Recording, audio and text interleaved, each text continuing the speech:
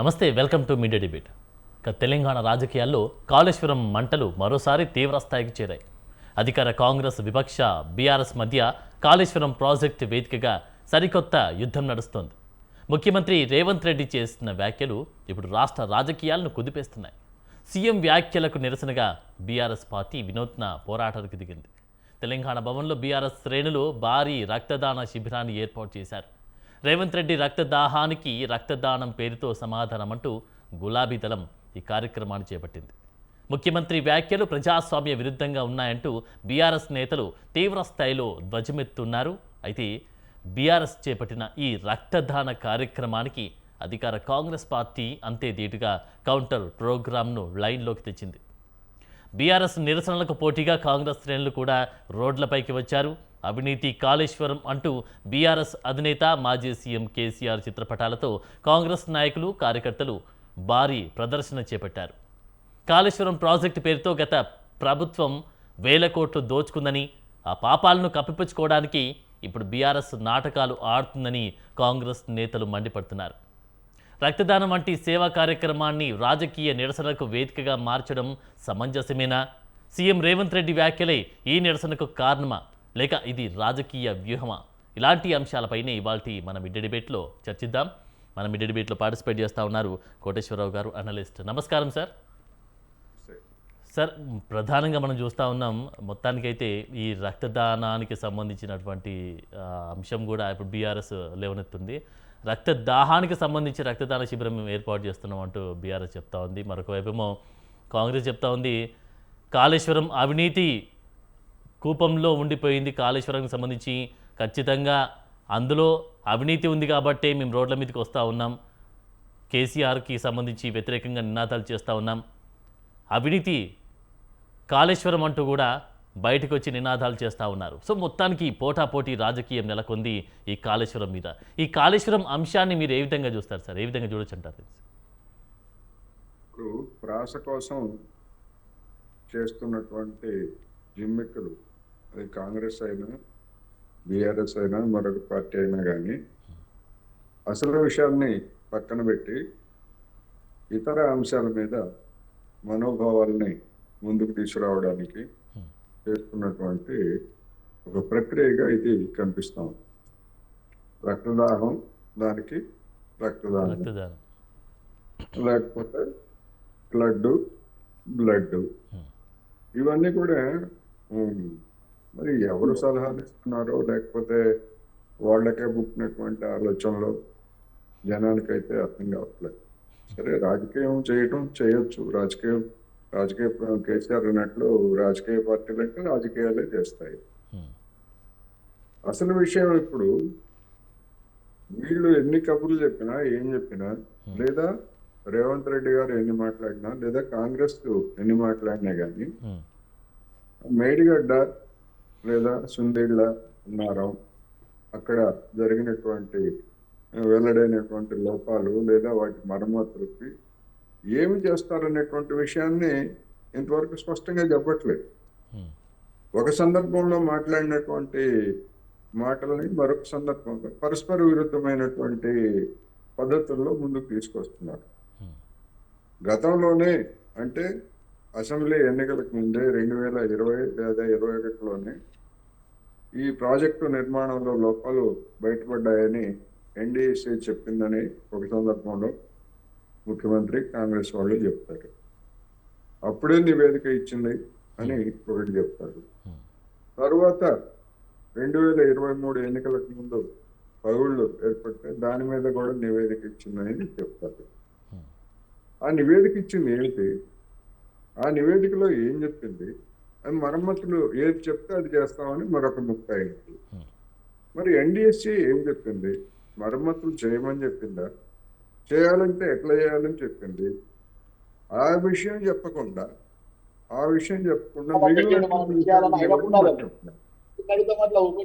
అందుకని ఇప్పుడు జనానికి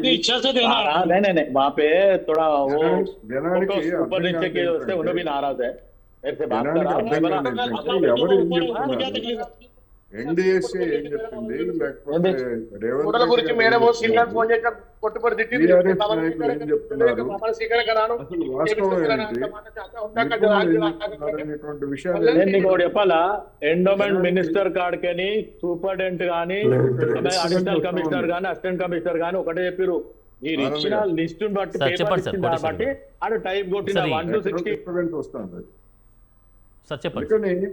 అందుకని నిపుణులు ఏం చెప్పారు, ఎన్డీఎస్సీ ఏం చెప్పింది, అసలు వీళ్ళ దగ్గర ఉన్నటువంటి కార్యాచరణ ఏమిటి అనేటువంటిది గడిచినటువంటి 15 రోజులుగా జరుగుతున్నటువంటి చర్చలు ఎక్కడ బయటకు రావట్లేదు.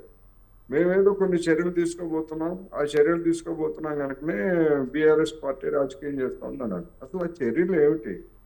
ఎన్డీఎస్ఏ చెప్పినట్టు ఒకవేళ మరమ్మతులు చేయడానికి ఏదైనా ఒక నిపుణుల కమిటీతో వేసినటువంటిది మరమ్మతులకు ఎంత అవుతాయి, ఆ మరమ్మతులు ఎవరు నిర్వహిస్తారు, ఎప్పటిలోగా పూర్తి చేస్తారు, ఇలాంటి రోడ్ మ్యాప్ కానీ వివరాలు ఏమన్నా ఉన్నాయంటే ఇంతవరకు ప్రభుత్వం చెప్పలేదు.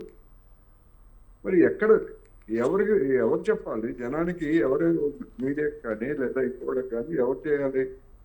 ఆ విధమైనటువంటి స్పష్టత లేకపోయేట్లయితే ఎవరైనా ఏమైనా అనుకునేటువంటి అవకాశం ఉంది. ఓకే. అందుకని అలాంటి అవకాశాన్ని ఎవరిస్తున్నారంటే ఇప్పటి వరకు ఉన్నటువంటి పరిస్థితి ప్రభుత్వమే ఇస్తా ఉంది. ఎందుకని మరమ్మతు చేయాలన్నా లేదా అది పనికిరాదు దాన్ని వదిలేయాలన్నా నిర్ణయం తీసుకోవాల్సింది ప్రభుత్వం. ఆ విషయం స్పష్టంగా చెప్పాలి.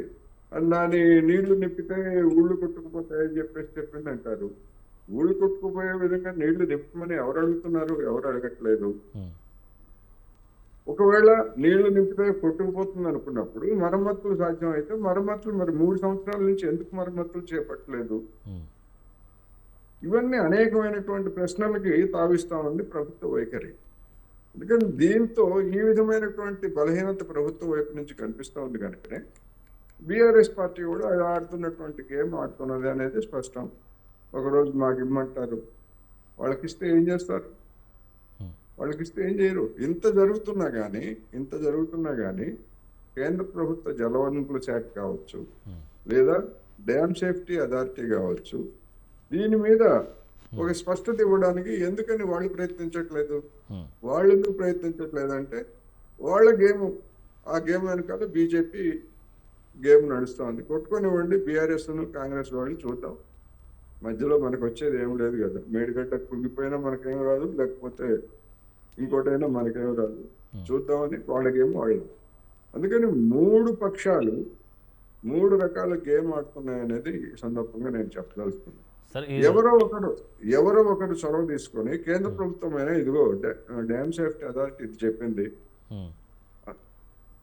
లేదా జలవనరుల శాఖ ఇది చెప్పింది, దీన్ని మీరు చేస్తారా లేదా అని మరి రాష్ట్ర ప్రభుత్వాన్నైనా అడగాలి. వాళ్ళైనా అడగవచ్చు. ఎందుకంటే జవాబుదారీతనంతో మొత్తం తెలంగాణకి అంతా మేము ఏదో పొడి చేసేస్తున్నాం అని చెప్తున్నారు కదా. అందుకని వాళ్ళు అడగరు, వాళ్ళు మాట్లాడరు. వీళ్ళు అధికారంలో ఉన్నటువంటి వాళ్ళు సరిగ్గా చెప్పరు, బీఆర్ఎస్ వాళ్ళు సరిగ్గా చెప్పరు. అందుకని ఏంటి జరుగుతుంది? అసలు ఏం చేయదలుచుకున్నారు? 1,00,000 కోట్ల రూపాయలు ఖర్చు పెట్టారు. సరే, అవినీతి ఎంత జరిగింది ఏమిటనేటువంటి అది వేరే అంశం. 1,00,000 కోట్ల రూపాయలు ఖర్చు పెట్టారు. 1,00,000 కోట్ల రూపాయలు ఖర్చు పెట్టడం అంటే మరి తెలంగాణ జనం మీద భారమే కదా అది.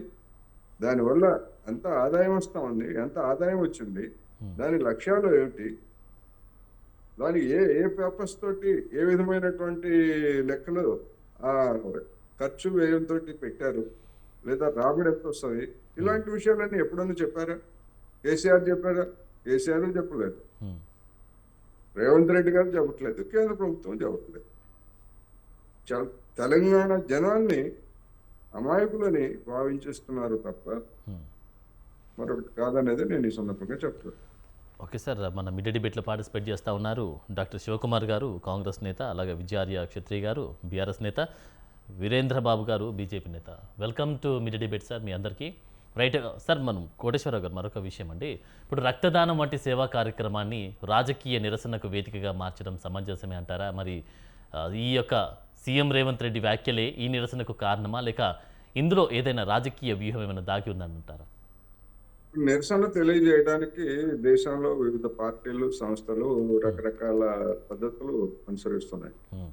గతంలో నిరసన తెలియజేసే పేరుతోటి షర్ట్లు ఇప్పుకొని అనేక పార్టీలు సంస్థలు అర్ధనగ్న ప్రదర్శనలు చేశాయి లేదా రకరకాల వ్యవహారాలు సాగించాయి. అందుకని మరి అటువంటి జిమ్మిక్కుల్లో భాగమే ఈ రక్తదానం. అది కూడా ఒక భాగమే, కొత్త విషయం. ఇంతకుముందు ఎప్పుడు రకరకాల వేషాలు వేశారు, కానీ ఇప్పుడు రక్తదానం పేరుతోటి రాజకీయం నడపడం అనేది ఇది కూడా కొత్తదే. జరగనివ్వండి, ప్రభుత్వం మీద ఒత్తిడి పెట్టనివ్వండి. ఆ విధమైనటువంటి ఒత్తిడి పెడితే అన్న వాస్తవాలు బయటకు వస్తాయా రావా అనేటువంటిది కూడా, ఇదంతా ఒత్తిడిలో భాగమే, ఒక మైండ్ గేమ్. బీఆర్ఎస్ కావచ్చు లేదా ఇంకో పార్టీ ఎవరు చేసినా కానీ ఇది ఒక మైండ్ గేమ్. ఈ మైండ్ గేమ్ లో మరి రేవంత్ రెడ్డి సర్కారు వీళ్ళాడుతున్న మైండ్ గేమ్ ఏంటి అనేది ఇవన్నీ కూడా జనానికి అర్థం కావాలి. పదే చర్చలు పెడుతున్నారు, మంచిదే, పెట్టినవ్వండి.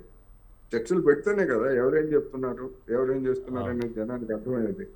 అందుకని ఈ గేమ్ ఎక్కడ దాకా పోతుంది అనేది ప్రశ్న. ఓకే సార్, ఇంకో విషయం విజయార్య క్షత్రి గారు మీరు చెప్పండి. ఇప్పుడు ప్రధానంగా ఈ యొక్క రక్తదాన శిబిరానికి సంబంధించి ఒక సామాజికకి సంబంధించినటువంటి ఈ వ్యవహారం ఈ రాజకీయ కోణంలో చూడడం కరెక్టే అంటారా?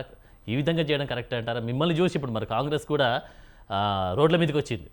మేము కాళేశ్వరము ఖచ్చితంగా దాని మీద కాళేశ్వరంకి సంబంధించి భారీ కుంభకోణం జరిగింది అంటూ కూడా రోడ్ల మీదకి వచ్చినటువంటి పైన అంటే మిమ్మల్ని చూసి ఇలా జరుగుతుంది. ఇప్పుడు ఇక్కడ ఉన్నటువంటి సమస్యలు గాలికి వదిలేస్తున్నటువంటి పైన కనిపిస్తూ ఉంది. మిమ్మల్ని చూసి వారిని చూసి మిమ్మల్ని, ఇక్కడ పొలిటికల్ హీట్ పెరుగుతుంది తప్ప ప్రజలకు సేవ చేసేటువంటి కార్యక్రమం అయితే జరగట్లేదు. మరి దీన్ని ఏ విధంగా చూస్తారంటారు మీరు?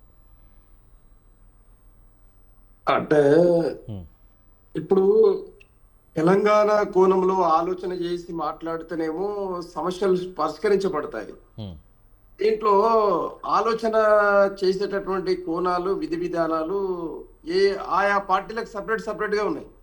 అంటే వాళ్ళు పార్టీ కోణంలో ఆలోచన చేస్తే తెలంగాణ ప్రజల కోణం కాదు కదా. మరి అన్నప్పుడు బీఆర్ఎస్ పార్టీ ఎప్పుడు కూడా తెలంగాణ ప్రజల కోణంలో మాత్రమే ఆలోచన చేస్తుంది. కాబట్టి ఈ విధమైనటువంటి అభివృద్ధి జరిగింది. ఆ అభివృద్ధి మీద ఈ రోజు నిందారోపణలు చేస్తా ఉన్నారు. అంటే ఏదో అవినీతి జరిగిందని. ఈరోజు లేని జగడాన్ని, లేని విషయాన్ని ఉన్నట్టుగా, అబద్ధం అనేది 10 సార్లు చెప్తే నిజమైనట్లుగా వీళ్ళు చేస్తున్నటువంటి రాద్ధాంతం. అంటే ఎన్నికలకు కంటే ముందు 2023 ఎన్నికల కంటే ముందు మీరు తప్పుడు ప్రచారం చేసిండ్రు. ఎప్పుడైనా కూడా ఈ ఒక్క డ్యామ్ కాళేశ్వరం ఒకటి కదా, మనం శాస్త్రీయబద్ధంగా ప్రపంచవ్యాప్తంగా ఇలాంటి డ్యామ్ల విషయాలలో ఎక్కడెక్కడ పొరపొచ్చాలు జరుగుతాయి, ఏ విధంగా జరుగుతాయి అనేది ఆలోచన చేయాలి కదా. భారతదేశంలో ఇది ఒకటే డ్యామ్ లేదు కదా, ఇది ఒకటే నీటి ప్రాజెక్టు లేదు కదా అన్నప్పుడు ఒక రిపేర్ ను పట్టుకొని ఎక్కడ కూడా ఎన్డీఎస్ఏ గానీ, సిడబ్ల్యూసీ గానీ, లేకపోతే కేంద్ర ప్రభుత్వం గానీ, కాగ్ గానీ దీనికి రిపేర్ చేయాలన్నారు. కానీ ఇది మొత్తము కూలేశ్వరం అయిపోయిందని చెప్పి ఈ రోజు కాంగ్రెస్ పార్టీ రాద్ధాంతం చేయడం, నీళ్లు వదలకపోవడం. ఇప్పుడు రిపేర్ చేయడానికి అవకాశం ఇచ్చారు. మరి రిపేర్ ఎందుకు చేయాలి? ఇంకొకటి, ప్రజాధనం ₹1 ఖర్చు కాదు. ఇది అండర్ గ్యారంటీ ప్రాజెక్ట్ అన్న తర్వాత లార్సన్ అండ్ టూబ్రో ₹1 వాళ్ళ సొంత జేబుల నుండి ఖర్చు పెట్టి ఆ రిపేర్ చేస్తామంటే రిపేర్ ఎందుకు చేయనీయట్లేదు? వాళ్ళు ఏమంటున్నారు, మేము రిపేర్ చేసినాము, అయినా కూడా కాంగ్రెస్ అధిష్టానం ఏదైతే ముఖ్యమంత్రి గారు ఉన్నారో, ముఖ్యమంత్రి గారు నీళ్లు వదలకపోతే మమ్మల్ని ఏం చేయమంటారు అని చెప్పి ఈ రోజు లార్సన్ అండ్ టూబ్రో చెప్తా ఉన్నది. మరి అందుకే మేమేమంటున్నామంటే, ఇక నీళ్లు వారనీయకపోతే మేము కనీసం రక్తాన్ని వారిస్తాం ప్రజల కోసం అని చెప్పి మేము ఈ రోజు మా పార్టీ తరఫున రక్తదాన శిబిరాన్ని ఏర్పాటు చేయడం జరిగింది. రైతుల కోసం, రైతుల పక్షాన నిలబడి. దీంట్లో నియమ నిబద్ధత ఒక్కటండి, అవినీతి ఆరోపణలు ముఖ్యమంత్రి లేదు ఏ పార్టీ ఉన్నా కూడా అవినీతి ఆరోపణలు తప్పై, ఇది ప్రజాస్వామ్యం. కానీ దాన్ని శాస్త్రీయబద్ధంగా ప్రజల ముందు పెట్టుండయ్యా, కమిషన్లు వేసారు కదా, కమిషన్ల రిపోర్ట్లు అన్నా పెట్టండి. ఒకవేళ మేము తప్పు చేస్తే, అవినీతి మరకలు ఉంటే ప్రజల ముందు పెట్టండి, మేము జైలుకోనికే తయారున్నాం, ప్రజలను క్షమాపణ అడగడానికి తయారున్నామని మేము చెప్తానే ఉన్నాం కదా, మా నాయకత్వం చెప్తానే ఉన్నది కదా. మా మీద కోపంతో కేసీఆర్ గారి మీద కోపంతో కేసీఆర్ గారికి ఉన్నటువంటి ప్రధానమైనటువంటి ఏదైతే ప్రజాభిమానం ఉన్నదో ఆ అభిమానాన్ని తుంచేయడానికి మాత్రమే చేస్తున్నటువంటి కుట్రలో భాగమే ఈ నీటి రాజకీయం అండి. ఇంకో విషయం అండి, ఇప్పుడు గతంలో మీరు చేసినటువంటి అంటే మీ మీద వస్తున్నటువంటి ఆరోపణలు ప్రధానంగా 1000 కోట్ల కుంభకోణం జరిగింది. ఆ కుంభకోణానికి సంబంధించినటువంటి ఆ పాపాన్ని కప్పిపుచ్చుకోవడానికి ఈ యొక్క రక్తదాన సేవా కార్యక్రమాలు చేపడుతున్నారు అంటూ కూడా విమర్శలు చేస్తూ ఉన్నారు. దీనికి సంబంధించి మీరేమంటారు? ఇప్పుడు పాపము అనేది ఈరోజు ఒక్క మాట అండి, మేము పరిపాలించిందే 10 సంవత్సరాలు, కాంగ్రెస్ పరిపాలించింది 60 సంవత్సరాలు. నీ 60 సంవత్సరాల పాపాన్ని మేము కడిగేసినాం. మా కేసీఆర్ గారు రాజనీతిజ్ఞుడు కాబట్టి తెలంగాణ కోణంలో తెలంగాణ ప్రజల ఆలోచన విధానంతో తెలంగాణను డెవలప్మెంట్ చేశారు కాబట్టి నెంబర్ 1 స్టేట్ గా ఉత్తా కాకి లెక్కలతో నెంబర్ 1 స్టేట్ కాలే. ఇదే మాకు రాజకీయంగా విరోధమైనటువంటి పార్టీ భారతీయ జనతా పార్టీ కేంద్ర ప్రభుత్వంలో ఉన్నది. మరి అదే ప్రభుత్వం ఈ రోజు 12 సంవత్సరాల నుండి మేమున్న పరిపాలన కాలంలో 12 సంవత్సరాల నుండి మరి బహుమతులు ఎట్లా వచ్చినాయి? ఒకవేళ మేము నిజంగానే పరిపాలనలో ఏమన్నా దోపిడీ చేసినాము, అవినీతి చేసినాము, లేదు నిజంగా పరిపాలన సరిగ్గా చేయలేదు, ప్రజా వ్యతిరేక పరిపాలన చేసినాము అని అంటే అడుగడుగున ప్రతి రంగంలో ప్రతి శాఖలో మాకు నంబర్ 1 స్టేట్ గా ఎందుకు వచ్చినాయి? ఇది ఒక్కసారి ప్రజలు ఆలోచన చేస్తా ఉన్నారు. మరి మేధావులు కూడా ఆలోచన చేస్తా ఉన్నారు, జర్నలిజం కూడా ఆలోచన చేస్తా ఉన్నది. ఇది 2.5 సంవత్సరాలలో ఈ రోజు తెలంగాణ ప్రజలకు పట్టిన పీడగా కాంగ్రెస్ పార్టీని అనవసరంగా మేము తెచ్చి నెత్తి మీద పెట్టుకొని మరి బురద జల్లించుకుంటున్నామని చెప్పి బాధపడతా ఉన్న సందర్భంలో మరి మేము మా పోరాటం 100 రోజులు నేను ముఖ్యమంత్రి అయిన 100 రోజులలో 6 గ్యారెంటీలు ఇస్తా, నేను ముఖ్యమంత్రి అయిన 1 సంవత్సరం లోపల మొత్తం నేను ఇచ్చిన 420 హామీలు ఇచ్చేసేస్తా అని నమ్మబలికిన రేవంత్ రెడ్డి గారు, కాంగ్రెస్ పార్టీ అధిష్టానం ఈ రోజు 2.5 సంవత్సరాలు అవుతున్నా మరి ఇచ్చిన హామీలను నెరవేర్చినందుకు గాను మరి కూల్చివేతల ప్రభుత్వంగా, నరికివేతల ప్రభుత్వంగా, మాట తప్పిన ప్రభుత్వంగా, మడమ తప్పిన ప్రభుత్వంగా ఈ రోజు పరిపాలన చేస్తున్నది. ప్రజా వ్యతిరేక పరిపాలన చేస్తా ఉన్నది. మరి ప్రజా పరిపాలన అంటూ అధికారేచ్ఛ పాలన చేస్తున్నందుకు గాను విరుగుడుగా ప్రజలు ఈ రోజు గ్రామాన తిరగబడ్డారు. నీళ్లు ఉండి కూడా ఇవ్వకపోవడం ఎంత దుర్మార్గం అండి. నీవెవరండి? నీకు చేసేవా తెలంగాణ కోసం ఏమన్నా? మేము కష్టపడ్డాం, పరిపాలన కూడా ఉద్యమంగా తీసుకొచ్చినాం మేము. మరి మా పరిపాలన ఉన్నటువంటి ప్రజారంజకమైన అభివృద్ధి పథకాలన్నీ ఆపేసినావు, నీళ్ళు ఆపినావు, విద్యుత్ ఆపినావు, అభివృద్ధి పథకాలు ఆపినావు, అలాగే సంక్షేమ పథకాలన్నీ ఆపినావు. ఈ రోజు ప్రజలను శరవెడతా ఉన్నావు నువ్వు. కాబట్టి నువ్వు ఈ రోజు ఎన్నికలు పెట్టినా కూడా ఇది రాజకీయ యుద్ధం. ఎన్నికలు పెట్టినా కూడా ఖచ్చితంగా బీఆర్ఎస్ పార్టీ ఈ రోజు నంబర్ వన్ పార్టీకి నిలబడబోతుంది. 100 సీట్లు రాబోతాయండి. వీళ్ళ పంచాయతీ ఏంటంటే మేమేమన్నామంటే మాకంటే గొప్పగా పరిపాలన చెయ్యండి, మీరు ఇంకొక 5 సంవత్సరాలు ఇంకా ఎక్కువ పరిపాలించండి అన్నామండి. కానీ ఇంత దుర్మార్గంగా కేసీఆర్ గారి మీద ఉన్న కక్షతో ప్రజలకు నీళ్ళు ఇవ్వరా, ప్రజలకు విద్యుత్ ఇవ్వరా, ప్రజలకు అభివృద్ధి కార్యక్రమాలలో ఇవ్వరా, సంక్షేమ కార్యక్రమాలు ఇవ్వరా? ఎంత దుర్మార్గం అండి వీళ్ళది. రైట్, ఒకసారి శివకుమార్ గారితో మాట్లాడదాం. శివకుమార్ గారు మీరు చెప్పండి.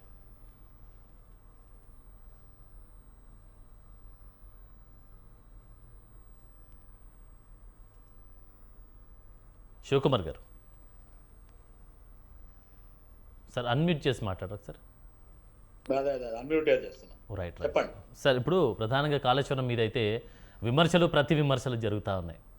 సో మరి బీఆర్ఎస్ అయితే మీరు అంటే రేవంత్ రెడ్డి మాట్లాడినటువంటి మాటలకు సంబంధించి రక్తదాన శిబిరాన్ని కూడా బీఆర్ఎస్ భవన్లో ఏర్పాటు చేసినటువంటి అంటే దానికి సంబంధించినటువంటి రిలేటెడ్ వాటి మీద రక్తదాన శిబిరాన్ని ఏర్పాటు చేసినటువంటి వైనం కనిపిస్తూ ఉంది. ఒకవైపేమో దానికి ప్రతీకగా మీరు రోడ్ల మీదకి వచ్చి బీఆర్ఎస్లోకి సంబంధించి అవినీతి జరిగింది, కాళేశ్వరం మీద జరిగింది అవినీతి అంటూ కూడా భారీ కుంభకోణం జరిగిందంటూ కూడా మీరు ప్రతి విమర్శలు చేస్తున్నటువంటి వైనం కనిపిస్తాం. దీనికి సంబంధించి మీరు ఏమంటారండి?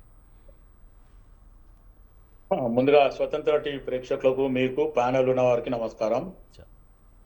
ఆనంద్ గారు, బీఆర్ఎస్ వాళ్ళు నిజంగా కూడా ఇంకా కూడా 2.5 సంవత్సరాలు ప్రజలు వాళ్ళని ఓడగొట్టి ఇంటికి పంపిస్తే ఆ కేసీఆర్ ని మొత్తానికి ఫామ్ హౌస్ లకి బయటికి రావద్దు అనుకుంటే ఈరోజు కేసీఆరే స్వయాన మనకు చెప్పిపోయింది అందరికి ఎలక్షన్ అప్పుడు. ఏమని?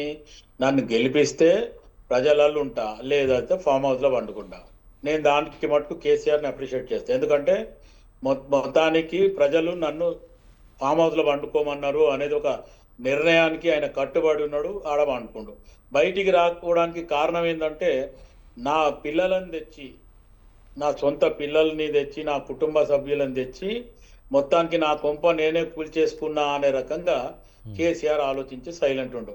కానీ ఈ వీధి మీద పడి ఈ కేటీఆర్ కానీ హరీష్ రావుకి ఏ మాత్రం తినది అరుగుతలేదు. ఒకడేమో ట్రంక్ పెట్టే పట్టుకొని రబ్బర్ చెప్పులు వేసుకున్నాడు అనేదేమో ఇంతకుముందు హనుమంతరావు చెప్పిండు. ఇక ఇంకొకడు వచ్చి మొత్తానికి ఇస్త్రీ బట్టలు లేవు, రబ్బర్ చెప్పులు వేసుకున్నాడు, ఈరోజు చాపర్లు తిరుగుతున్నాడు అనేది ఇంకొక అతను చెప్పిండు. అట్లా వీళ్ళకి బాగా అన్ఫార్చునేట్. మొత్తానికి ఉద్యమ కాలంలో సెంటర్ ఆఫ్ ద ఉద్యమంలో రావడం 2008 ఆ ప్రాంతంలో రావడము, ఈరోజు వాళ్ళకి ఒక్కొక్కరికి ఎన్నెన్ని ఆస్తులు ఉన్నాయి, ఎంత ఆస్తుంది అనేది మొత్తం ఒక తరాలు తిన్నినా అరగదు అనే ఆస్తి ఈరోజు కుల్లగొట్టేసిండ్రు. మొత్తానికి తెలంగాణ రాష్ట్రంలో సంపాదించిండ్రు. వాళ్ళకి తిన్నది అరగక ఈరోజు కొత్త మాటలు మాట్లాడుతుంటారు. వీళ్ళు ఒకవేళ నిజంగా వాళ్ళకి ఏ మాత్రమైనా మేము చేసింది తప్పు, కాళేశ్వరంలో మేము చేసింది తప్పు, మా వల్ల తప్పు జరిగింది, హడావుడిగా మేము కాళేశ్వరం కట్టినాము, అది ఒక ఎల్ఎన్టీ కానీ మిగతా వాళ్ళు కానీ ఆడ కట్టొద్దు అని ఎంత చెప్పినా నేను కౌబాయ్ హార్ట్ పెట్టుకుంటా, కుర్చేసుకుంటా, నేను ఆడనే కూర్చొని చేసి చూపిస్తా అన్న కేసీఆర్ అటువంటిదే ఈరోజు సైలెంట్ అయితే కేటీఆర్ హరీష్ రావు కోన్కిస్కా కొట్టం వాళ్ళకి ఏం తెలుసు? మొత్తానికి హరీష్ రావుని తీసుకొచ్చేమో మా మేనల్లుడు అనే రకంగా రాజశేఖర రెడ్డి గారి ప్రభుత్వంలో 2004లో ఆయన మెల్లగా తీసుకొచ్చి నామినేటెడ్ మినిస్టర్ చేయడం జరిగింది, youth affairs and sports, right? అట్లా నువ్వు రాజకీయాలకు వచ్చినావు బికాస్ ఆఫ్ కేసీఆర్. ఇక కేటీఆర్ అయితే కొడుకేనా, కవిత బిడ్డనే, ఇంకోటి సంతోష్ రావు కజన్ కొడుక, ఇంకా ఏముంది బయట వాళ్ళకి ఏమి ఇచ్చారు? ఇదే విజయార్య ఇంత మాట్లాడుతుండే బీఆర్ఎస్ పార్టీ గురించి టీవీలలో కానీ అక్కడ కానీ. ఇప్పుడు ఆల్మోస్ట్ ఆల్ ఆయన కూడా 3-4 సంవత్సరాల నుంచి ఏదో ఒక ఛానల్ చూస్తున్నాం. ఏం అధికారం ఇచ్చిరు పోయి ఆయనకు? మొత్తానికి దున్నపోతులు మేసినట్టు మేసేసిండ్రు. తెలంగాణ రాష్ట్రాన్ని అడ్డగోలుగా అప్పుల రాష్ట్రం చేశారు. మిగులు బడ్జెట్ రాష్ట్రం ఉన్న రాష్ట్రాన్ని అప్పుల రాష్ట్రం చేసి వీళ్ళ ఆస్తులు ఎక్కడెక్కడ ఉన్నాయి? చాపర్లు ఎడికైనా వచ్చినాయి, బుర్జు ఖలీఫాల సూట్లు ఎడికైనా వచ్చినాయి, డాలర్స్ కాలిన ఇండ్లు ఎక్కడికి వచ్చినాయి, ఫామ్ హౌస్లు ఎక్కడికైనా వచ్చినాయి. ఇప్పుడు బీఆర్ఎస్ వచ్చిన తర్వాత ఒక కార్పొరేటర్ నుంచి ముఖ్యమంత్రి వరకు ఇది ఫామ్ హౌస్ కల్చర్ వచ్చింది. ఈ మధ్యన ఎడికైనా వచ్చింది ఈ ఫామ్ హౌస్ కల్చర్. ఎవడి సొత్తు ఎవడు తింటుండు? అంటే తెలంగాణ పేరు చెప్పి, ఉద్యమం పేరు చెప్పి ఈరోజు ఎంతగానం సంపాదించారు, ఎంత తింటున్నారు అనేది ఒకసారి వాళ్ళ లెక్క చెప్పండి. లేదంటే వాళ్ళు ఫస్ట్ ఎలక్షన్ నిలబడ్డప్పుడు వాళ్ళ అఫిడవిట్ ఏంది ఎలక్షన్ కమిషన్ కి పెట్టింది, ఈ రోజు వాళ్ళ అఫిడవిట్ ఏముంది పరిశీలన చేస్తే ఈరోజు ఎంత వాళ్ళ అప్పట్లో అఫిడవిట్లు ఏముంటే ఈరోజు ఎంత సంపాదించారు ఒకసారి అది చెప్పానండి. కాళేశ్వరం మేము చేసినాం, ఏం చేసినాం అంటే మొత్తం 2 TMC నీళ్లు రావడానికి ఈరోజు కరెంటు తడిసి మోపెడవుతుంది. ఈరోజు నీళ్ల కంటే కరెంటు బిల్లే ఎక్కువ వస్తుంది ఆడ. పోనీ వీళ్ళు ఆగా మేఘాల మీద వీళ్ళు ఉన్నప్పుడే అది ఇనాగ్రేషన్ చేయాలన్నారు. ఎల్ఎన్టీ వాళ్ళు ఓపెన్ గా చెప్పిండ్రు అవి కంప్లీట్ నైవా సాబ్ తోడా రోకో అంటే వాళ్ళని పక్కన జరిపి ఆగా మేఘాల మీద ఈరోజు వాళ్ళు ఇనాగ్రేషన్ చేసిండ్రు. ఈ ఇనాగ్రేషన్ చేసినాక ఏమైంది? మొత్తానికి మేడిగడ్డ, సుందిల, అన్నారం దగ్గర మొత్తానికి పలుగులు వచ్చినాయి, లేకపోతే మొత్తం క్రాక్స్ వచ్చినాయి అనే రకంగా మాట్లాడుతున్నాం. ఆ క్రాక్స్ చెప్పంగానే ఆ క్రాక్స్ పూర్తి పోతాయా? ఆల్రెడీ డ్యామ్ సేఫ్టీ అథారిటీ వారిని లేకపోతే ఇంకా మిగతా వచ్చిన వాళ్ళు నిపుణులు ఏం చెప్తున్నారు? కావాలని మీరు ఆలస్యం చేపిస్తా ఉన్నారంటూ కూడా విమర్శలు చేస్తా ఉన్నారండి. అదే ఇప్పుడు వాళ్ళే 9.5 సంవత్సరాలు అధికారంలో ఉన్నప్పుడేమో చేతగాలే, ఇప్పుడు ఒక్కడేమో 3 రోజులు ఇవి అంటాడు, ఇంకొకడేమో 3 నెలలు ఇవి అంటాడు. ఏడికేం తెస్తారు అంటే అబ్రకదబ్రా అనే మన మంత్రం తీసుకొని వచ్చిరా? ఏదైనా చెయ్యాలంటే ఇప్పుడు ఆడ ఒక్క పిల్లర్ని ఒకవేళ రిపేర్ చేయాలనుకుంటే నీళ్లు నింపితే మొత్తము ఆ బ్యారక్ మొత్తము కూలిపోతుంది అంటుండ్రు. బ్యారక్ అంటే ఆల్మోస్ట్ ఆల్ 7 పిల్లర్లు అనేది నాకున్న సమాచారం. 7 పిల్లర్లు కూలిపోతాయి అంటే ఆ 7 పిల్లర్ని మళ్ళీ కన్స్ట్రక్ట్ చేయాలా? It will take time. అంటే మొత్తానికి 2.5 సంవత్సరాలు అయిపోయింది అనగానే మొత్తానికి ఇక వీళ్ళలాగా ఆగమేఘాల మీద చేస్తే మళ్ళీ రేపు కాంగ్రెస్ పార్టీని తిట్టడమా? మొత్తానికి మీరు చేసిందంతా తప్పుడు. మొత్తానికి ఆ కమిషన్ గురించే మొత్తానికి బీఆర్ఎస్ చేసిన కథలు అనేది జగమెరిగిన సత్యం. కాకపోతే మీరు ఒక్కసారి ఆలోచించండి, మీరు చేసిన తప్పిదానికి మీరు ఈరోజు రక్తదానం కాదు, ప్రాణం ఇచ్చినా సరే తక్కువే. ఎందుకంటే తెలంగాణ ప్రజల రక్తాన్ని మొత్తానికి ఇట్లా పీర్చేసి తాగిండ్రు. అందుకు వీళ్ళు రక్తదానం ఇచ్చుడు కాదు, ప్రాణాలు ఇచ్చినా పెద్ద నష్టం ఏం లేదు. ఎవడు తెలంగాణ ప్రజలేమో ఉద్యమ కాలంలో రెచ్చగొడితే ఒకడేమో కిరోసిన్ పోసుకుంటే అగ్గిపెట్టే దొలాడతాడు, ఇంకొకడే సావు అని చెప్పి ప్రోత్సహిస్తాడు, ఇంకొకడు వచ్చి మొత్తం ఉరిపిస్తారు. ఆడ దావుండ్రి ఈడ దావుండ్రి, ఈడ తన్నులు తినుండ్రు, ఆడ ప్రజలేమో తన్నులు తినాలా, ఉద్యమకారులు తన్నులు తినాలా. వాళ్ళకి ఎవ్వనికి కూడా బెనిఫిట్ లేదు. అటు ఏ పార్టీతో సంబంధం లేకుండా తెలంగాణ ఉద్యమంలో పనిచేసిన వాళ్ళకి ఎవరికన్నా ఏమైనా బెనిఫిట్ ఉందా? అందరూ ఒక పోరాటము అనే రకంగానే పోయినరు, దెబ్బలు తిన్నారు, జైలుకు పోయిన. మా మీద కూడా కేసులు ఉన్నాయి. కాంగ్రెస్ పార్టీ వచ్చిన తర్వాత కూడా మా మీద కూడా కేసులు ఉన్నాయి. నేను కాంగ్రెస్ పార్టీ స్పోక్స్ పర్సన్ గా చెప్తున్నా. ఎవరు తీసేస్తాము అయిపోతుంది అని ఇప్పటివరకు తీసిండ్రా ఏమన్నా? పోనీ ఉద్యమకారులకు మేము పైసలు ఇస్తామంటాడు. ఆ కేశవరావు ఒక అవలగాడు 25,000 రూపాయలు ఉద్యమకారులకు అంటే వాని ఇంటి జాగీర్లకే ఇచ్చినట్టు మాట్లాడుతుండు. ఏ పార్టీ అధికారంలో ఉంటే ఆ పార్టీలో పోతాడు, వానికి పవర్ కావాలి, వాని బిడ్డకు పవర్ కావాలి, అని కొడుకుకు పవర్ కావాలి. ఇదే ట్యాంక్ బండ్ అంబేద్కర్ స్టాచ్యూ దగ్గర చెప్పు దెబ్బలు తిన్నాడు బానట్ మీద కూర్చొని వస్తే. నేను ఆడ లైవ్ ఉన్నా. అటువంటి వాళ్ళకి పదవులు ఉన్నాయి, ఏం చేస్తారు చెప్పండి? ఆనంద్ గారు, ఇవన్నీ ఖాళీ రాజకీయ ఎత్తుగడలు, ఒకరి మీద ఒకళ్ళు మీడియాలో మాట్లాడడం తప్ప నిజంగా కూడా. ఇప్పుడు వీరేంద్ర గారు ఇక్కడే ఉన్నారు, మన మన్యం కోటేశ్వరరావు గారు ఉన్నారు, చూస్తున్నారు అందరూ. ఇక విజయారి అయితే మొత్తానికైనా ఇప్పుడు మొత్తం ఇట్లా చీర్చుకుంటాడు, హనుమంతుడు చీర్చుకున్నట్టు బీఆర్ఎస్ మేమే అని. ఆయన నేనేం అనలేను, ఎందుకంటే బీఆర్ఎస్ అంటే ఆయన కోపం వస్తుంది. కానీ ఆలోచన విధానం విజయారేది కూడా మంచిదే. కానీ ఏం చేస్తాడు ఆయన? ఖాళీ చెప్పడం మటుకు డిఫెండ్ చేస్తుండు. నేనన్నా కొంచెం ధైర్యం చేసి మా పార్టీలో తప్పు చేస్తే కూడా నేను ఒప్పుకుంటున్నా. ఎందుకంటే మాటలు మాట్లాడడం కాదు, పని చేసి చూపెట్టమని చెప్తున్నాం. ఎందుకంటే ప్రజలు మనల్ని నమ్మి ఓటేసిండ్రు, మనకు ఒక ప్రాధాన్యత ఇచ్చిండ్రు. ఖచ్చితంగా మనం అనుకున్నది, మనం పెట్టింది, మేనిఫెస్టోలో పెట్టింది అయినంత మటుకు ఫుల్ఫిల్ చేస్తే బాగుంటది. ఈ ముట్టిగా కాలి పిలి కాళేశ్వరం అని చెప్పి డిస్కవరీ ఛానల్లో కూడా పెట్టి మస్తు పైసలు ఇచ్చిర్రు. ఈరోజు డిస్కవరీ ఛానల్లో కాళేశ్వరం వేయడంలో మా విజయార్యనన్న చెప్పాలి. ఎందుకంటే కేటీఆర్, హరీష్ రావు, కవిత, మొత్తానికి సంతోషరావు గారికి అమెరికాలో కంపెనీస్ ఉన్నాయంట. చెప్పు ఏడికైనా వచ్చింది పైసలు? ఖాళీ కేసీఆర్ కు టానిక్ ఇచ్చేటోనికే, టానిక్ ఇంత పెద్ద కంపెనీస్ వచ్చినాయి, సాఫ్ట్వేర్ కంపెనీస్ యుఎస్ లో. అంటే ఏడికైనా వచ్చిర్రు వీళ్ళంతా. అంటే తెలంగాణ దోచుకోవడానికి ప్లాన్గా వచ్చిర్రా? తెలంగాణ ప్రజల రక్తం తాగడానికి వచ్చిండ్రా? ఒకసారి ఆలోచించాలా. మాటలు మాట్లాడడం కాదు, మాటలు చేసే దానికంటే మాటలేమో కోటలు దాటుతున్నాయి, కాళ్ళేమో కడపలు దాటుతాయని ఒక సామెత ఉంది తెలంగాణలో. అట్లుంది పరిస్థితి. అయినంత మట్టుకు వీళ్ళు చేసేది ఇప్పుడు కూడా తప్పుడు ఆరోపణలు, తప్పుడు నిర్ణయాలు, తప్పుడు మాటలు. ఇప్పుడు మీరు ఒక రకంగా స్వతంత్ర టీవీలో ఇప్పుడు మనం ఈ లైవ్ డిబేట్ లో మీరు యాంకర్. ఆనంద్ గారు, మీరు పక్కకు జరగండి, నేను యాంకరింగ్ చేస్తా అంటే ఇస్తారా? వాళ్ళకి ఇంత కూడా ఇంగిత జ్ఞానం లేదు వాళ్ళకి. వాళ్ళ అధికారంలో ఉన్నప్పుడేమో పండుకున్నారు, కమిషన్లు సంపాదించారు. ఇప్పుడు కాంగ్రెస్ పార్టీ అధికారంలోకి వస్తే వీళ్ళు ఏమంటున్నారు? మీరు నాకు 3 నెలల అవకాశం ఏంటి, నేను చేసి చూపిస్తా. ఏం చూపిస్తావు? 9.5 సంవత్సరాలు ఏం చేసినావు మరి? అప్పుడు ప్రజలు అడుగుతున్నారు. ఈ రోజు నేను అడగడమే కాదు, నేను కూడా అడుగుతున్నా, ప్రజలు కూడా ఇదే అడుగుతున్నారు. 9.5 సంవత్సరాల చెయ్యనోళ్ళు 3 నెలల్లో ఏం చేస్తారు రాబాయ్, నోరు మూసుకుంటూ అంటుండ్రు. ఆలోచించాలి వాళ్ళు ఏం మాట్లాడుతున్నారు ఏంది అనేది. ఇదంతా ఖాళీ ఐవాష్ చేయడము, పబ్లిక్ ని గోల్ దింపడము. కేటీఆర్ వచ్చి ఒక వారం వరకు ఒక టాపిక్ మాట్లాడతాడు, హరీష్ రావు వచ్చి మళ్ళీ ఇంకో వారంలో ఇంకో టాపిక్ మాట్లాడతాడు. ఇట్లా వారం కొత్త టాపిక్లు తీసుకొని ఇక మేము ఒక్కొక్కడేమో నేను కాల్చుకుంటా అంటాడు, ఒకటి ప్రాణం ఇస్తా అంటాడు, ఒకటి నేను ఏదంటే అది చేస్తా అంటాడు. ఏడికేం చేస్తారు భయ్ మీరు? మీతో చేత కాదు అనేది ప్రజలు నిర్ణయం చేసి మిమ్మల్ని చావు దెబ్బ కొడితే మొత్తానికి కనబడకుండా పోయారు. మళ్ళీ కూడా మేము వెంటిలేటర్ మీద ఉండి మేము బతికున్నాం అని చెప్తారు. వెంటిలేటర్ మీద సపోర్ట్ మీదనే ఉంటారు, అంతే తప్ప ఇంకేం చేసేది లేదు. ఆనంద్ గారు, రైట్. ఒకసారి వీరేంద్ర బాబు గారితో మాట్లాడదాం. సార్ మీరు చెప్పండి. నమస్తే అండి. ఇప్పుడు అందరు చెప్పిన దాంట్లో ఇప్పుడు ఎవరు సఫర్ అవుతున్నారు అంటే రైతులు సఫర్ అవుతున్నారు.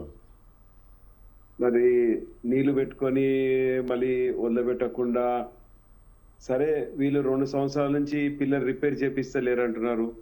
ఎల్ఎన్టీ వాళ్ళేమో చేస్తామని ముందరకు వస్తున్నారు. మరి వాళ్ళు చేసిన గతంలో ప్రభుత్వం చేసిన అవినీతి ఏదైతే ఉందో వీళ్ళు బయట పెట్టినారు, ప్రజలు బయట పెట్టినారు. దాన్ని మరమ్మతులు చేయటమో లేదా ఏదో ఒకటి చేయాలి, లేకపోతే ఇబ్బంది అవుతుంది. మరి కాంగ్రెస్ ప్రభుత్వము బూచి చూపించి మళ్ళీ అదేమైనా డ్యామేజ్ అయ్యి రియల్ గా ఏమైనా కొలాప్స్ అయితే ఎవరు బాధ్యత వహిస్తారు? బాధ్యత ఎవరో ఇప్పుడు అయ్యిందాకా కాకుండానే ముందర దాన్ని ఏదో ఒకటి చేయాలి. అక్కడ ఆ విధంగా మరి ప్రభుత్వం ఇప్పుడు కాంగ్రెస్ ప్రభుత్వం బీఆర్ఎస్ పైన తప్పు చూపిస్తున్నప్పుడు దాన్ని బాగు చేసి దాన్ని ముందర తీసుకెళ్లాల్సిన బాధ్యత ఇప్పుడు ప్రస్తుతం ఉన్న ప్రభుత్వానికి.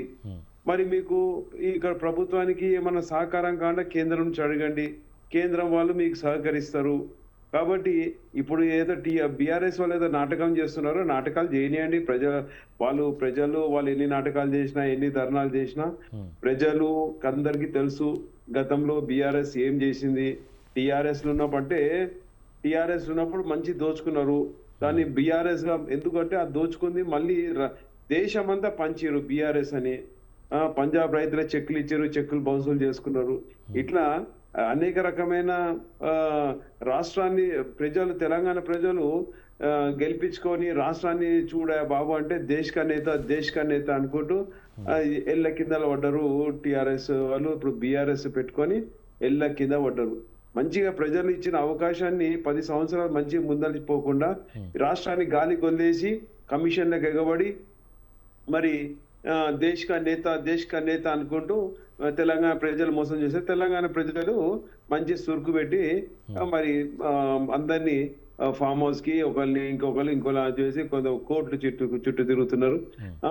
ఈ విధంగా తెలంగాణని ప్రజలని ఇబ్బంది చేసి ఇప్పుడు నడి రోడ్డు మీద పెట్టి అప్పుల పాలు చేసింది బీఆర్ఎస్ ప్రభుత్వము. ఆ బీఆర్ఎస్ ప్రభుత్వం చేసింది అవినీతి అన్ని అందరి ప్రజలకు తెలుసు. మరి ఇప్పుడు కాంగ్రెస్ దాన్ని అవినీతి తెలుసు అయినా సరే వాళ్ళు అనేక రకమైన పథకాలు చెప్పారు. ఆ పథకాలు ఇవ్వలేని పరిస్థితులు ఉన్నారు. మరి గ్యారంటీలు అని ఇచ్చారు, ఆ 6 గ్యారంటీలు కూడా ఇవ్వలేని పరిస్థితులు ఉన్నారు. ప్రభుత్వాన్ని ఎట్లా నడపాలో తెలుస్తలేదు. ప్రభుత్వ ఉద్యోగాల జీతాలు ఇచ్చే పరిస్థితి లేదు. అప్పులు తెస్తున్నారు, వాళ్ళు అప్పులు తెస్తున్నారు, నింపుతున్నారు. సరే మరి దీనికి మరి బ్యారేజ్ ని మరి దాన్ని బాగు చేద్దామన్నప్పుడు కేంద్రం నుంచి అడగండి, కేంద్రం నుంచి తీసుకొని మరి బాగు చేయించండి.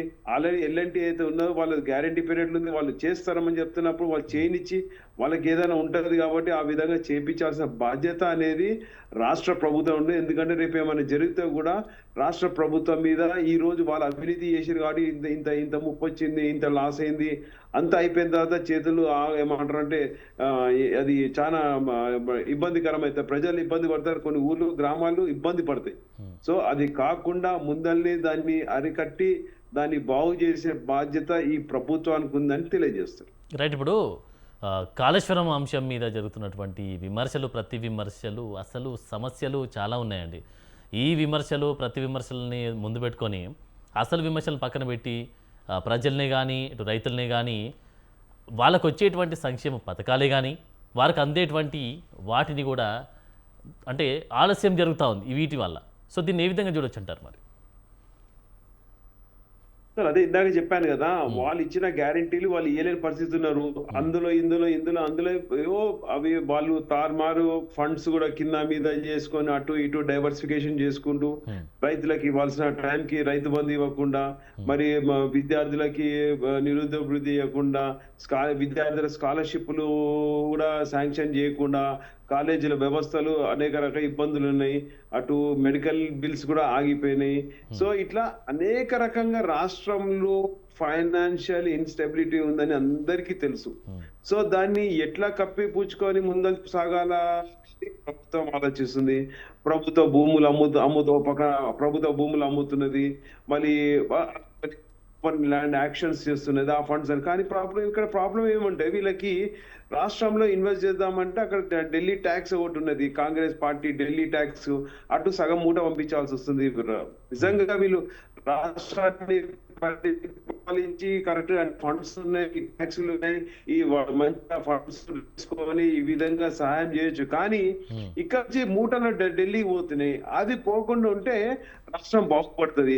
ఇక్కడ ఏంటంటే ఎవరి సీటు వాళ్ళు కాపాడుకోవడం కోసము, ఆల్రెడీ ఎలక్షన్ లో గెలవని కోసం ఇన్వెస్ట్ చేసిన కమిషన్లు, ఎలక్షన్ లో ఏవైతే ఖర్చు పెట్టినారో కొంతమంది గుత్తేదారులు ఉన్నారో ఆ గుత్తేదారులని బ్యాలెన్స్ చేసుకోవడం కోసము, మరి సొంత కుర్చీ కాపాడుకోవడం కోసము, ఢిల్లీ ట్యాక్స్ కోసం ఢిల్లీకి పంపించడం కోసము, ఇవంతా వీళ్ళు ఈ రకమైన వీళ్ళ అవినీతి వీళ్ళ ఒక రకంగా ఆ బీఆర్ఎస్ అవినీతి చేసిపోయింది.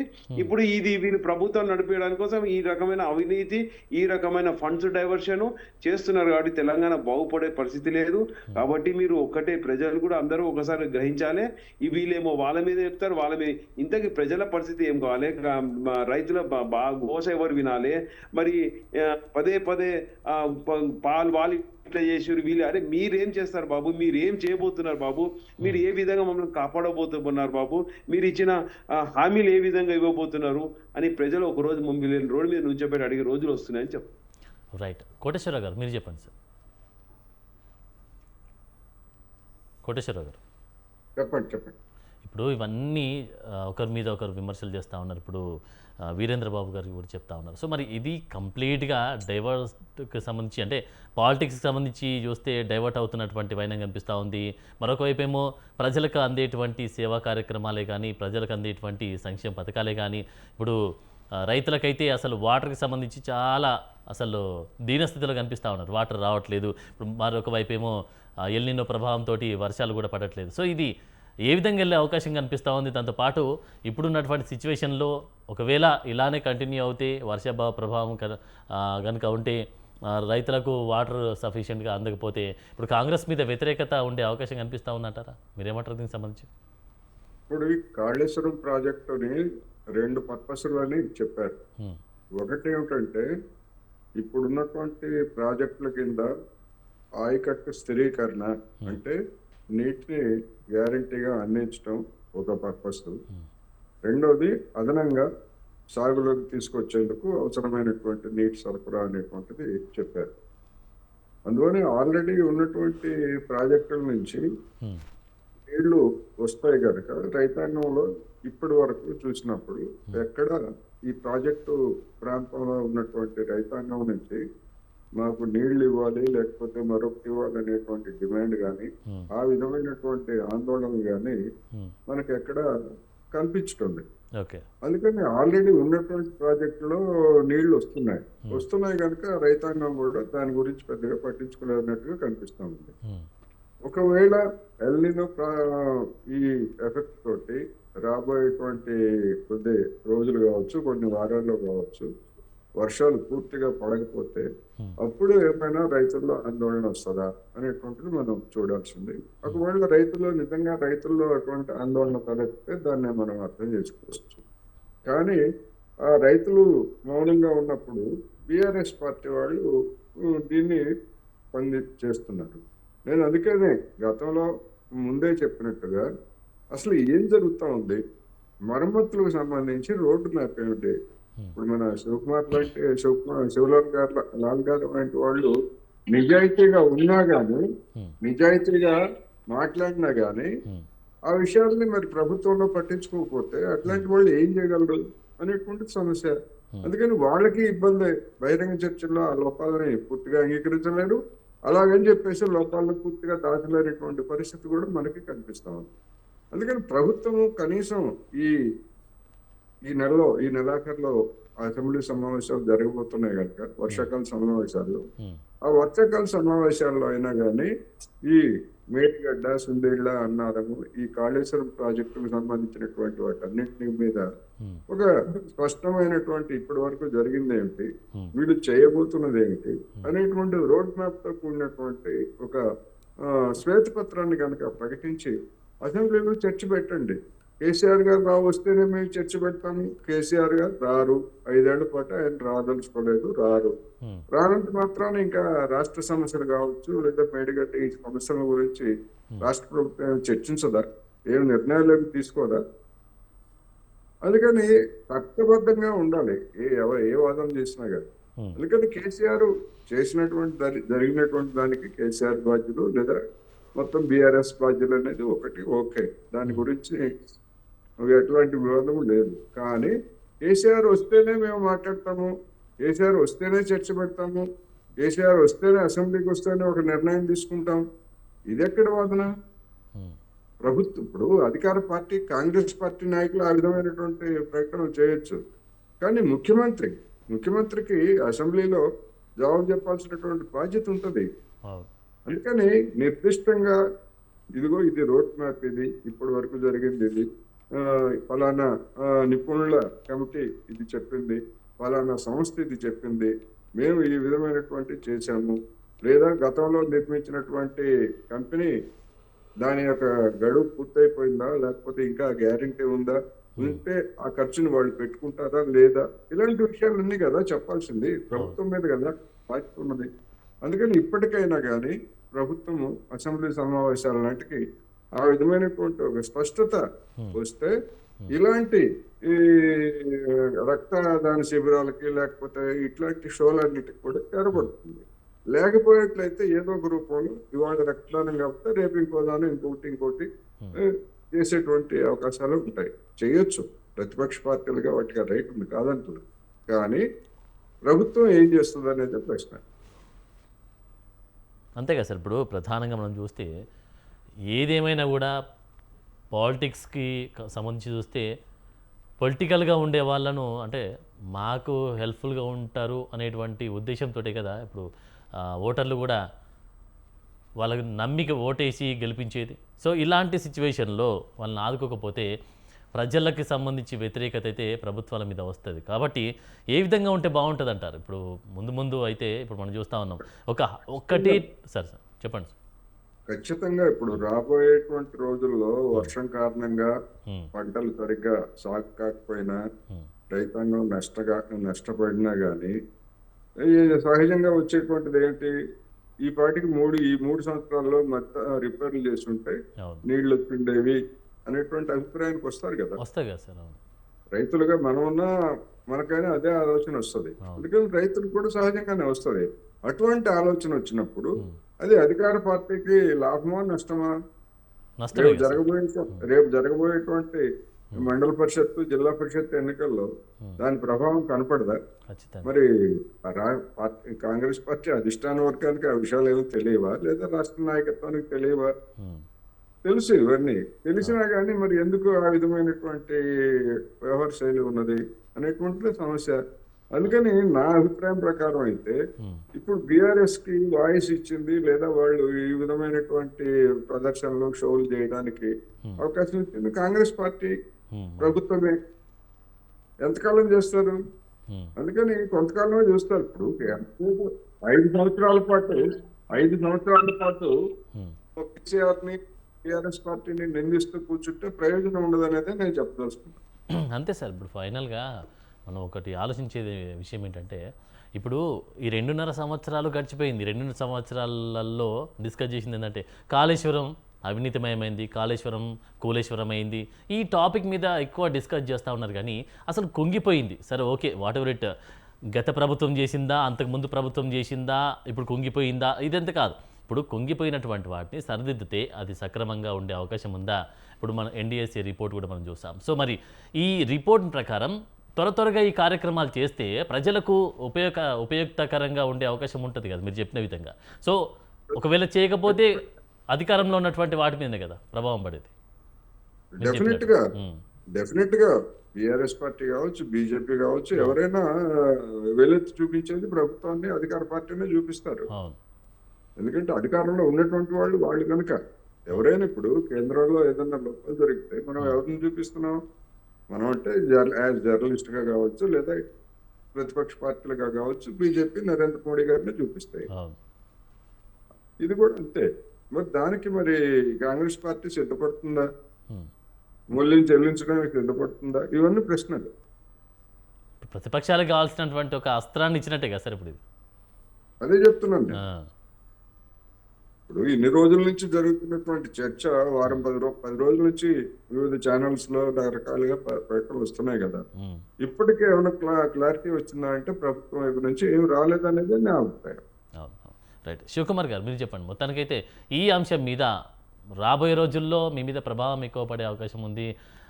ఈ కాళేశ్వరం బేస్ చేసుకొని మీరేం చెప్తా ఉన్నారు, బీఆర్ఎస్ మీద అవినీతి చేసిందంటూ చెప్తా ఉన్నటువంటి సందర్భంలో 2.5 సంవత్సరాలు గడిచిపోయింది. సో కాళేశ్వరానికి సంబంధించి ఇప్పుడు డ్యామ్ కట్టారు, కుంగిపోయింది. సో తర్వాత ఏంటి అనేటువంటి క్వశ్చన్ మార్క్ని ముందు పెట్టారు. దాంతోపాటు కాళేశ్వరం ఈ కుంగినటువంటి కొన్ని పిల్లలను అడ్డుగా పెట్టుకొని ప్రజలకు అసలు వాటర్ సప్లైంగే చేయట్లేదు, అసలు వాటర్ రావట్లేదు, రైతులు ఆవేదన చెందుతూ ఉన్నారు, మరణిస్తూ ఉన్నారు అంటూ కూడా బీఆర్ఎస్ లేవనెత్తున్నటువంటి వైనం కనిపిస్తూ ఉంది. ప్రతిపక్షం అయితే ఈ బేస్ మీద వస్తున్నటువంటి వైనం కనిపిస్తూ ఉంది. రానున్న రోజుల్లో మీ మీదనే కదా ఎఫెక్ట్ పడేది. మరి దీనికి సంబంధించి ఏ విధంగా పూడ్చే అవకాశం ఉంది దానికి సంబంధించి?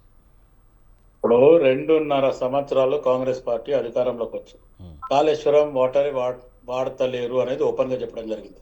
ఆ రకంగా ఆలోచిస్తే ఆయన వివేక్ మంత్రి గారు ఒక మాట చెప్పారు, ఈ కాళేశ్వరం వల్ల బ్యాక్ వాటర్ తోని కొన్ని ఊర్లు మునుగుతున్నాయని చెప్పి ఆ ముంపు గ్రామాలలో ఆయన పోయి మరి అక్కడ వీడియో తీసి అక్కడ ఉన్న వాళ్ళకి ఇప్పుడు ప్రస్తుతం ఉన్న ముఖ్యమంత్రి రేవంత్ రెడ్డితోని వాళ్ళకి ఏదైతే ముంపు గ్రామంలో బాధితులు ఎవరైతే వాళ్ళకు కూడా పరిహారం ఇప్పడం జరిగింది. అంటే వీళ్ళు చేసేదంతా మొత్తం ఏం చేస్తారంటే చెరువులు కుంటాలల్లా తీసుకుపోయి కలెక్టర్ ఆఫీసులు కట్టడము, పనికిరాని దగ్గర తీసుకుపోయి కాళేశ్వరం పిల్లర్లు వేయడం, ఇవన్నీ ఇప్పుడు ఆల్రెడీ చుందిరిలలో ఏవైతే పిల్లర్లు ఉన్నాయో ఆ పిల్లర్ల కింద బొగ్గు నిక్షేపాలు ఉన్నాయని ఆల్రెడీ ఎల్ఎన్టీ వాళ్ళు ఓపెన్ గా చెప్పిన తర్వాత కూడా ఎల్ఎన్టీ లేబర్ ని పక్కన పెట్టి కేసీఆర్ దగ్గరుండి కమాండ్ చేసి మిగతా వాళ్ళతో ఆ పిల్లర్ వేయించిండ్రు అనేది అప్పట్లో ఎల్ఎన్టీ వాళ్ళు ఇచ్చిన సమాచారం. అంటే వీళ్ళు మొత్తానికి అక్కడ ఒకవేళ పిల్లరే బేస్డ్ లా నిలబడదు అనుకుంటే కాళేశ్వరం ఆ పిల్లర్ మొత్తం ఆ బ్యారక్ ఏం పోతుంది అంటే, barrack in the sense 7 pillars అంట. 7 పిల్లర్స్ పోయిందంటే మధ్యాహ్నం ఎంత డ్యామేజ్ అవుతుంది. మళ్ళీ ఆ 7 పిల్లర్ ఒక బ్యారక్ కంప్లీట్ గా చేయాలంటే అక్కడ ఆల్రెడీ కింద పిల్లర్స్ ఉండవు, బొగ్గు నిక్షేపాలు ఉన్నాయి అని చెప్పి చెప్తూ ఉంటే మొత్తానికి మళ్ళీ అదే మాట మాట్లాడుతుండ్రు. ఇప్పుడు ఎన్డీఎఫ్ఏ డ్యామ్ సేఫ్టీ అథారిటీ వాళ్ళు వచ్చిండ్రు, ఓష్ కమిటీ చెప్పింది. వాళ్ళు చెప్పిన తర్వాత కూడా వీళ్ళ వాదన వీళ్ళే వినిపిస్తున్నారు, వీళ్ళే పెద్ద ఇంజనీర్లు, వీళ్ళే నిర్ణయం చేసుకుంటారు అనే రకంగా వీళ్ళు బిహేవ్ చేస్తున్నారు. ఇది పద్ధతి కాదు. రైట్. విజయారి అక్షత్రి గారు మీరు చెప్పండి, మొత్తానికి మీ మీద కూడా ఘోరమైనటువంటి విమర్శలు వస్తూ ఉన్నాయి. గతంలో చేసినటువంటి వాటిని పూడ్చలేకనే జాప్యం జరుగుతూ ఉంది. ఒకటొకటి సెట్ చేస్తే కాలక్రమేణా జరుగుతున్నటువంటి కార్యకలాపాలకు సంబంధించి జరుగుతున్నటువంటి వాటికి సంబంధించి చూస్తే ఈ 2.5 సంవత్సరాలు గడిచిపోయింది. ఇంకా కొంచెం ఆలోచన చేసేటువంటి కార్యక్రమాలు ఉన్నాయి కాబట్టి జాప్యం జరుగుతుందంటూ కూడా చెప్తా ఉన్నారు. దీనికి సంబంధించి మీరేమంటారు? ఇప్పుడు కొత్త నిర్మాణాలు అన్నీ కూడా యాక్చువల్లీ శాస్త్రీయబద్ధం. గత కాలంలో ఒకవేళ ఇంజనీరింగ్ తప్పిదం వస్తే దాన్ని పూడ్చలేము అనే పద్ధతి నుండి ఇంజనీరింగ్ తప్పిదం జరిగినా కూడా దాన్ని మళ్ళీ సరిచేయవచ్చు అనే ఆలోచనతోటి ఈరోజు ఇంజనీరింగ్ వ్యవస్థ ఉన్నదండి ప్రస్తుతం ప్రపంచంలో. అలాంటి సందర్భంలో కొత్త టెక్నాలజీ తోటి కాళేశ్వరం కట్టడం జరిగింది. అందుకోసమే బ్లాక్స్ గా ఉన్నది. ఒక బ్లాక్ లో ఏదైనా ఇలాంటి కుంగుబాటు వస్తే వాటిని ఏ విధంగా సరిచేయాలనే ఒక కొత్త టెక్నాలజీతో ఉన్న సందర్భంలో ఈరోజు కాళేశ్వరం అనేది సరే సింపుల్ ఒక చిన్న రిపేర్, అది ఆ రిపేర్ ను తీసుకుపోయి ఇంత రాద్ధాంతం చేయడం దేనికి అనేదే కదా ప్రశ్న అంతా. ఈ రోజు చాలా సక్రమంగా ఉన్నది. ఎక్కడ కూడా మీరు చదవండి, సిడబ్ల్యూసి రిపోర్ట్ చదవండి, ఎన్డీఎస్ఏ రిపోర్ట్ చదవండి, వ్యాప్కోస్ రిపోర్ట్ చదవండి, లేటెస్ట్ అన్ని చదవండి. ఇక్కడ repair already Larson and Toubro repair చేసింది, ఆ కుంగుబాటును సరి చేసింది. అప్పుడు నీళ్లు వదలొచ్చు అని చెప్పినాక కూడా నీళ్లు వదలకపోతే మరి రాష్ట్ర ప్రభుత్వాన్ని తప్ప లేదు, అడుగుతున్నా ప్రజల పక్షాన్ని అడుగుతున్నా ప్రతిపక్షమైన బీఆర్ఎస్ పార్టీ తప్ప అనేది ఒకసారి ఆలోచన చేయాలి. రెండవది ఏంటంటే ఈరోజు ఎప్పుడు 58 ఏళ్ల క్రితం 70 సంవత్సరాల క్రితమే ఇది నిజాం ప్రభుత్వం ఉన్నప్పుడే గోదావరి వ్యాలీ డెవలప్మెంట్ ప్రాజెక్ట్, ఇది డెవలప్మెంట్ ప్రాజెక్ట్. తర్వాత ఆంధ్ర తెలంగాణ 2 రాష్ట్రాలు కలిసి ఉమ్మడి రాష్ట్రంగా ఏర్పడ్డ తర్వాత మొత్తం ఆంధ్ర పాలకులు పెద్ద ప్రాజెక్టులన్నీ కూడా తెలంగాణ ప్రాంతంలో ఏర్పాటైతే ఆంధ్రకు నీళ్లు రావని చెప్పి తెలంగాణ ప్రాజెక్టులన్నీ ఆపడం జరిగింది. ఇది తర్వాత ప్రాజెక్టులకు శంకుస్థాపనలు చేసి వేల కోట్ల రూపాయలను కొల్లగొట్టడం జరిగింది కాంగ్రెస్ పార్టీ, తెలుగుదేశం పార్టీ. ఈ రోజు బీఆర్ఎస్ పార్టీ వచ్చిన తర్వాత శాశ్వతమైన ప్రణాళికతోటి దాదాపు ఒక 500 సంవత్సరాల వరకు పనికొచ్చే ప్రణాళికతోటి కేసీఆర్ గారు మరి అదే స్వయాన తెలంగాణ ప్రజలకు సంబంధించినటువంటి ఇంజనీర్లతోటి, తెలంగాణ రాష్ట్రానికి సంబంధించిన ఇంజనీర్లతోటి మరి ఈ ప్రయోగం చేసి సక్సెస్ చేస్తే ఈ రోజు కన్నుగుట్టి పేరు వచ్చిందని చెప్పి శాశ్వతంగా కేసీఆర్ గారు పారు ఎప్పటికీ నిలిచిపోతుంది అనే ఒకే ఒక ఉద్దేశంతో కుట్రతోటి ఈ పన్నాగం మన్నుతా ఉన్నారు. ప్రజలకు అర్థమైంది. ప్రజలకు ఈ రోజు 2.5 సంవత్సరాలలో కాంగ్రెస్ పార్టీ చేసిన కుట్ర, విపక్షాలు చేసిన కుట్ర, భారతీయ జనతా పార్టీలో జలశక్తి మంత్రాలయంలో ఒక ఆయన వెదిరే శ్రీరామ్ అని ఉంటాడు. వెదిరే శ్రీరామ్ ఆయన chief adviser to the government. ఆయన వరంగల్ బిడ్డ, ఒక వరంగల్ బిడ్డ అయ్యి తెలంగాణ బిడ్డ అయ్యి ఈ విధమైనటువంటి కుట్రలు కుతంత్రాలు అన్ని అక్కడ భారతీయ జనతా పార్టీ, ఇక్కడ మళ్ళా కాంగ్రెస్ పార్టీ, ఇద్దరు కుట్రలు అన్ని తెలంగాణ ప్రజల గోస చూస్తా ఉన్నారు. ఈరోజు భారతీయ జనతా పార్టీ అయినా ఈరోజు కాంగ్రెస్ పార్టీ అయినా 2 ప్రభుత్వాలు కావాలని చెప్పి మరి కేసీఆర్ పక్షాన అంటే ఆయనకు పేరు వస్తుంది కాబట్టి ఆయన పేరు బదనాం చేయాలి. వచ్చే ఎన్నికల వరకు నీళ్లు వదలొద్దు. నీళ్లు వదిలితే ఆ పేరు ఖచ్చితంగా కేసీఆర్ కి పోతుంది. కేసీఆర్ కి ప్రజలు బ్రహ్మరథం కడతారు, ఓట్లు వేస్తారు, మళ్ళా బీఆర్ఎస్ పార్టీ ప్రభుత్వంలోకి వస్తుంది. కాబట్టి 2028 ఎన్నికల వరకు ఖచ్చితంగా నీళ్లు వదలొద్దని చెప్పి Bharatiya Janata party, BRS party కుట్రలు అన్ని నీళ్లు వదలట్లేదు. ఒక్క మాట అండి, కాళేశ్వరం కూలేశ్వరం అయ్యింది అనుకుందాం, మరి ఇదే మరి రేవంత్ రెడ్డి గారు పోయి రిబ్బన్ కటింగ్ ఎట్లా చేస్తారండి? రిబ్బన్ కటింగ్ ఎట్లా చేస్తారండి? ఈ మంత్రులు రిబ్బన్ కటింగ్ లో ఎట్లా ఓపెన్ చేస్తారండి?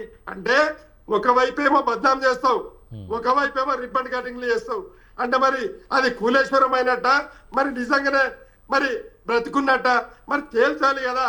అది ఎప్పుడైనా అండర్ గ్యారంటీ ప్రాజెక్టు, శాశ్వతమైన ప్రాజెక్టు, రిపేర్లు ఎప్పుడైనా చేసుకోవచ్చు, దాని గ్యారంటీ ప్రాజెక్ట్ అది.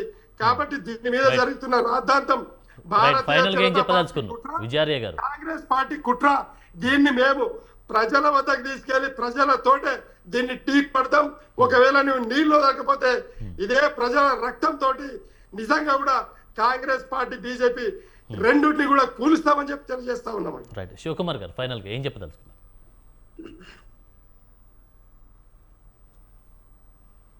శివకుమార్ గారు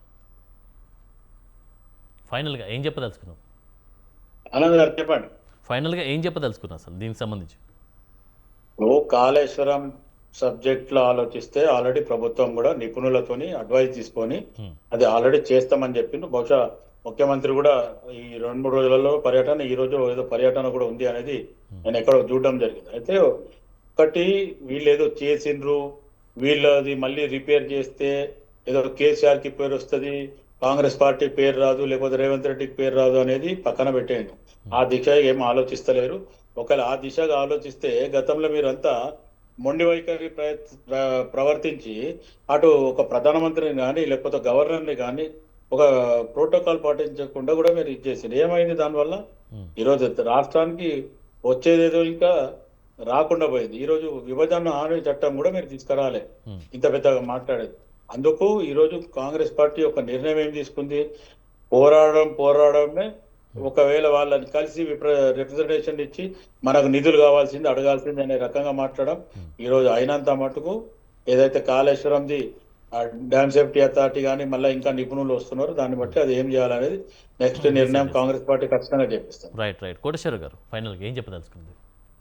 ఫైనల్ గా ఒకటేనండి, ఎన్నిసార్లు చెప్తున్నా అసెంబ్లీ సమావేశాల్లో దీని మీద ప్రభుత్వం ఒక స్పష్టతనివ్వాలి. రిపేర్ కి అవకాశం ఉందా లేదా రిపేర్ కి అవకాశం లేకపోతే దీన్ని శాశ్వతంగా ఇట్లాగే వదిలేస్తారా? ఇలాంటి వాటన్నిటి కూడా ప్రశ్న ఇవ్వాలి. ఎందుకు అంటే జార్ఖండ్ రాష్ట్రంలో మండల్ ప్రాజెక్ట్ అని ఒకటి నిర్మించారు, అవిభక్త బీహార్ రాష్ట్రంలో. అది దాంతో అక్కడ పర్యావరణానికి హాని జరుగుతుంది అనేటువంటి కంప్లైంట్స్ రావడంతో దాన్ని ఆ కట్టినటువంటి ప్రాజెక్ట్ను కూడా వదిలేశారు, గేట్లు పెట్టకుండా. ఎప్పుడు జరిగింది ఇది? 1970 దశకంలో జరిగింది. అంటే ఇప్పుడు 50 సంవత్సరాల క్రితం జరిగినటువంటి ప్రాజెక్ట్ అది ఆ నిర్ణయం. అంత 50 సంవత్సరాల పాటు దాని మీద సుదీర్ఘమైనటువంటి వాదనలు, ప్రతివాదనలు, ఆరోపణలు, విమర్శలు ఇవన్నీ వచ్చిన తర్వాత ఇప్పుడు ఏం చేస్తున్నారంటే దాని ఎత్తు తగ్గించి మునక లేకపోతే అటవీ ప్రాంతాలు వీటన్నిటికీ నష్టం, పర్యావరణానికి నష్టం జరగకుండా ఎత్తు తగ్గించి గేట్లు పెట్టి దాన్ని వినియోగంలోకి తీసుకురావడానికి 50 సంవత్సరాల తర్వాత ఓకే అక్కడ ప్రభుత్వం చేస్తాం.